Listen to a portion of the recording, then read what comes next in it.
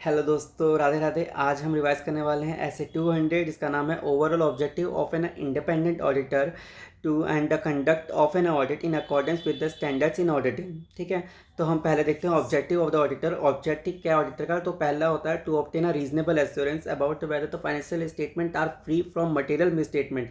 Second आता है कि to report on the financial statement and communicate as required by the required SAs. ठीक है, थर्ड आता है in case of reasonable assurance can not be obtained. अगर reasonable assurance के लिए हमें नहीं मिल पाता है चीज़ें डाटा, तो हम क्या करेंगे? क्वालिफाइड ओपिनियन दे देंगे। अगर हमारे पास इंसफिशियंट आते हैं, लिमिटेशन लगाते हैं, तो डिस्क्लेमर ऑफ ओपिनियन दे देंगे। ऐसे 700 की सीरीज में हम डिटेल में बात करेंगे।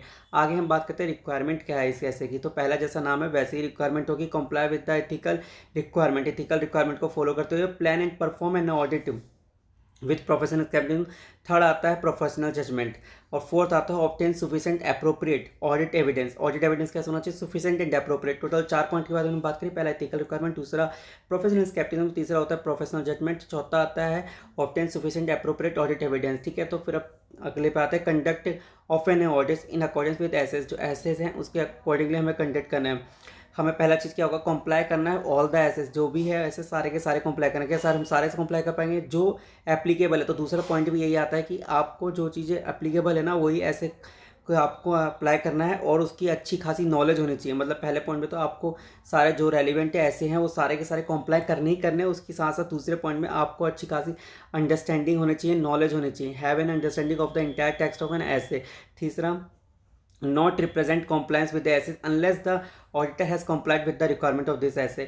मतलब अगर ऐसे 240 को फुलफिल करा है तो आप उसको थोड़ी ना लिखेंगे कि सर हमने ऐसे 240 के अकॉर्डिंग ही फ्रॉड की रिपोर्टिंग करी। सर आपने फुलफिल कर चुके हो, लेकिन अगर आप फुलफिल नहीं कर पाते तब आप उसमें दे सकते हैं कि ऐसे 500 के अकॉर्डिंग ऐसे 505 या एक्सटर्नल पार्टी कंफर्मेशन हम नहीं ले पाए as per as required of ऐसे, तो हम उसका रेफरेंस दे सकते हैं कि इस ऐसे ने कहा था बट हम नहीं कर पाए कॉम्प्लाई।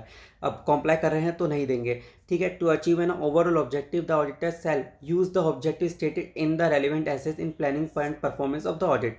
बहुत ईजी। ठीक है, तीसरे पॉइंट में वही लिखा जो हमने ऊपर देखा है। The auditor shall comply with each requirement of an SA unless the entire SA is not relevant और the condition mentioned in the SA does not exist.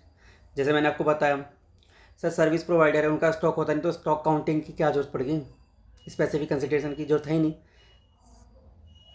और अब चौथा, इन exceptional circumstances, the auditor may judge it necessary to depart from a relevant requirement in essay. In such segment, the auditor shall perform an alternative audit procedure to achieve the aim of the requirement.